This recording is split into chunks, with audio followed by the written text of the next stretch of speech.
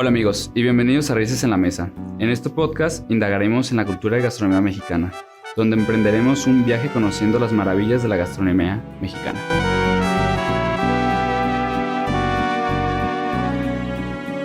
Saludos queridos oyentes, hoy nos sumergimos en un viaje a través del tiempo para explorar un elemento tan esencial como lo es el pan.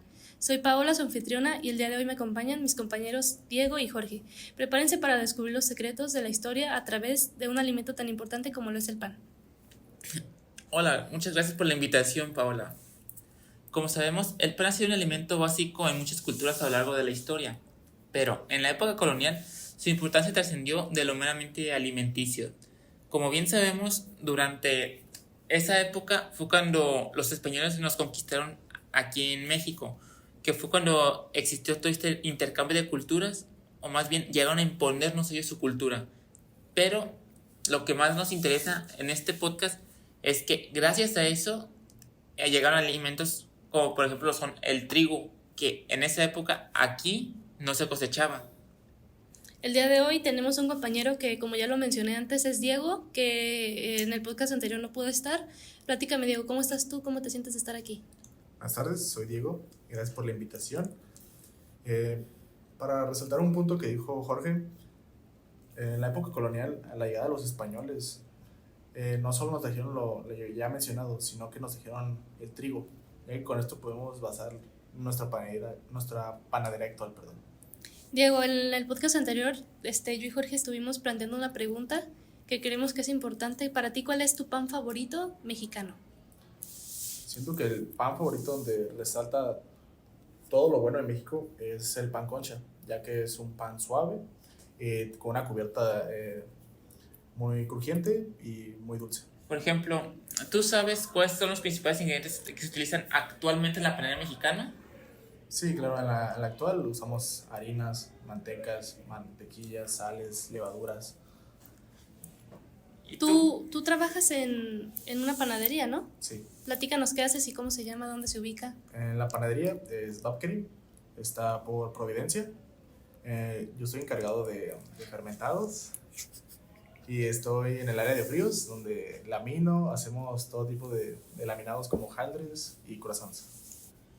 Por ejemplo, tú en la panadería, ¿cómo haces el laminado o para qué haces el laminado? ¿Qué tipo de panes haces a raíz de eso? El laminado es un tipo de pan en el que básicamente en vez de fermentar ya con la masa es una masa con un pliego de mantequilla y así intercalada varias veces hasta formar una base de mantequilla, masa, mantequilla, masa, hasta lograr un hojaldre, que en el horno es donde se separan las masas y se crean capas. Ok. Para ustedes, ¿cómo se ha conservado o interpretado las tradiciones de la panadería colonial en la actualidad? Por ejemplo, yo siento que las tradiciones siguen, porque principalmente el pan, desde antes de la llegada de los españoles, aquí en México lo asociábamos con la religión. Lo utilizábamos como un tipo de...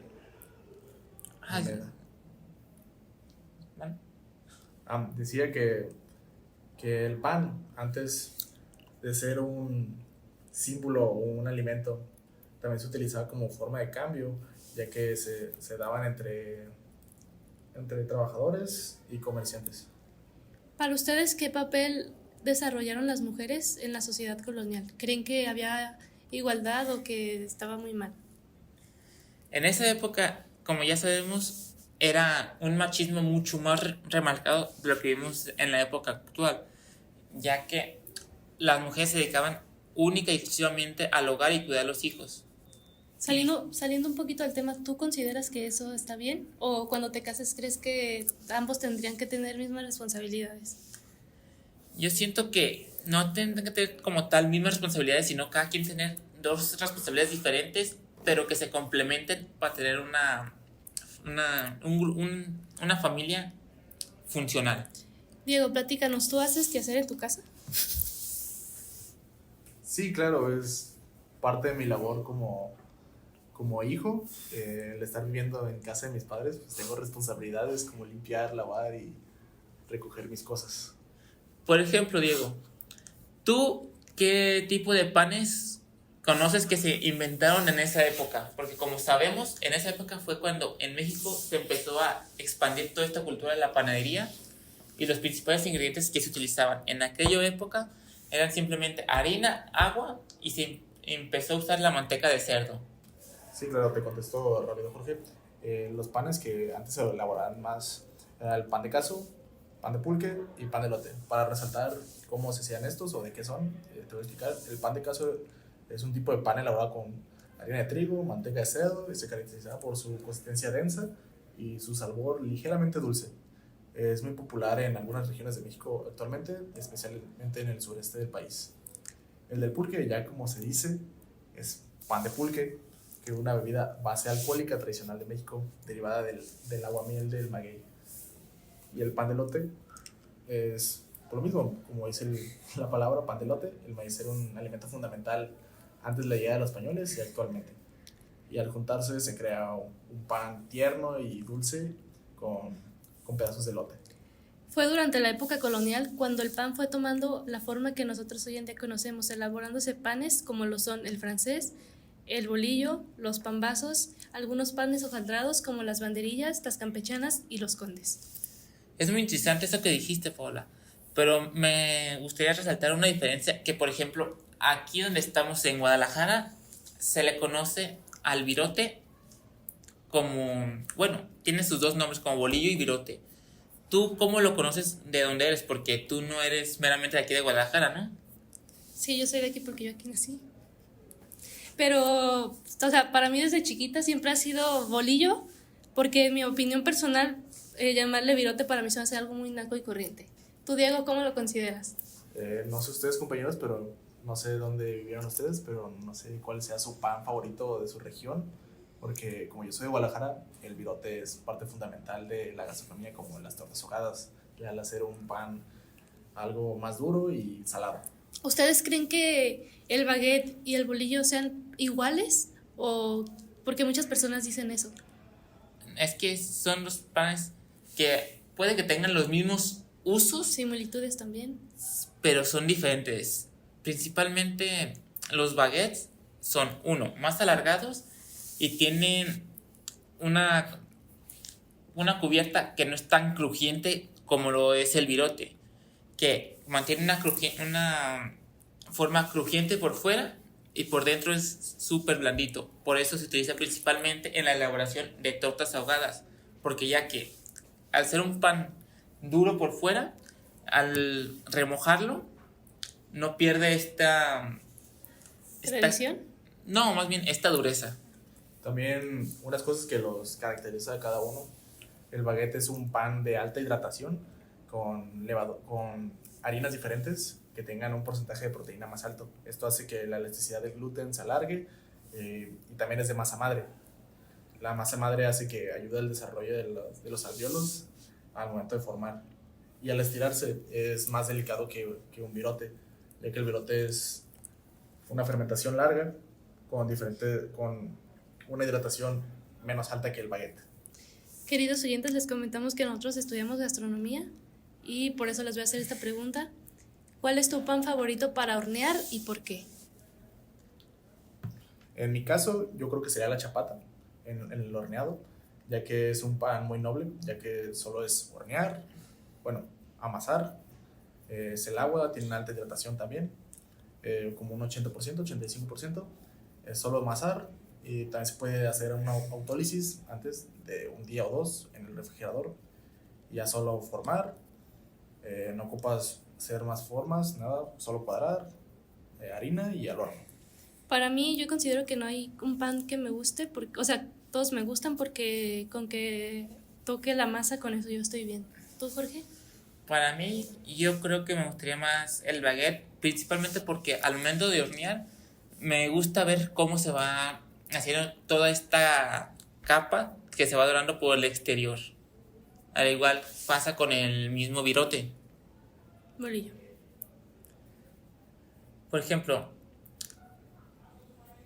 ¿tú sabes, Diego, cómo era la panadería durante toda esta época colonial? Sí, claro, durante la época colonial en México la panadería era bastante diferente a la que conocemos hoy en día. En esa época la producción de pan solía estar limitada a las comunidades grandes, donde se encontraba hornos de barro comunitario, y estos hornos eran utilizados para varios panaderos, no solo uno, ya que ahí se creaban las comunidades. El proceso del pan en esos días era bastante artesanal, ya que la harina se molía a grano, generalmente utilizaban molinos de piedra y luego se mezclaban con aguas y levaduras para hacer la masa. Adentrándonos un poco en lo que era el podcast anterior y en el podcast anterior hablamos de la prehistoria. Para ustedes, ¿en qué aspectos creen que cambió la cultura política, sociedad y religión con la llegada, con la época colonial? Es que con la llegada de los españoles, yo creo que por lo menos aquí en México empezamos a perder nuestra identidad, ya que, por ejemplo, era una tradición muy importante que era la de el pan de muertos, que principalmente se hacía con un corazón y amaranto, como decíamos en el podcast anterior. A los españoles no fue de su agrado todo este tipo de ceremonias y tradiciones que tenemos aquí en México. Entonces lo que hicieron fue empezar a cambiar todo este panorama por medio de la harina. En el podcast anterior tú me comentabas que habías ido a Yucatán, ¿verdad?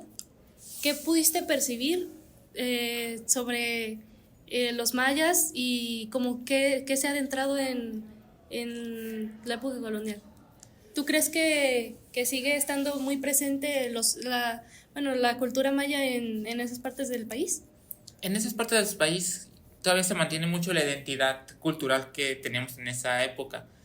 Pero si nos empezamos a externar más lejos de esas zonas, es completamente cultura española, porque principalmente los dioses que adoramos hoy en día son unos dioses que trajeron los españoles y nos dijeron, ¿sabes qué? Tú tienes que adorar a este dios porque es mi dios. Entonces tienes que hacer todo como yo y vas a estar a mis pies. En la época colonial, la economía estaba principalmente basada en la exploración de recursos naturales, como la minería y la agricultura.